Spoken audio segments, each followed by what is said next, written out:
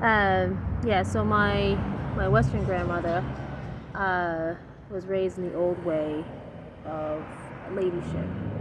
And now, don't get me wrong, there's a lot of uh, brutal aspects to that. Um, the modern Westerner is quite, they're not really very familiar with it, but they like to dramatize it. But anyway, yeah, so my grandmother, my Western grandmother, was determined that I grow up a lady. She told me that she said, Anshin, there's a difference between a woman and a lady, and you need to learn the difference. And so, yeah, in her own way, and now don't get me wrong, my Western grandmother's and my relationship was very complicated. It was not perfect by a long shot, very imperfect.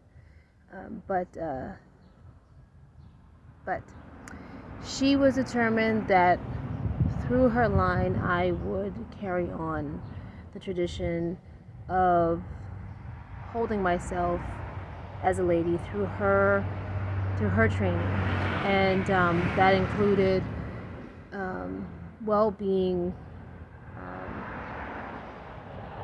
being high class in the way I spoke, in the way I carried myself, in my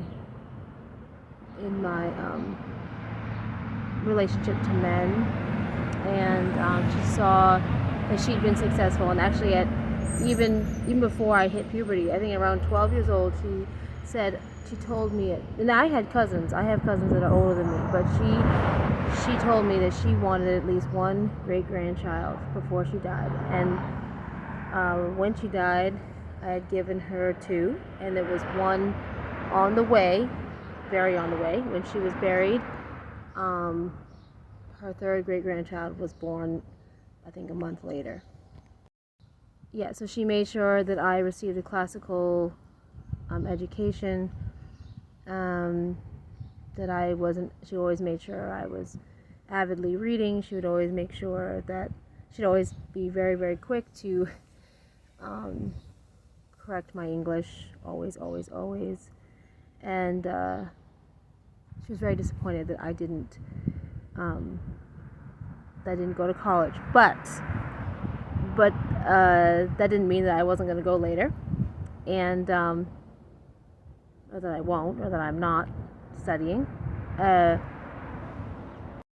her great grandchildren made up for that.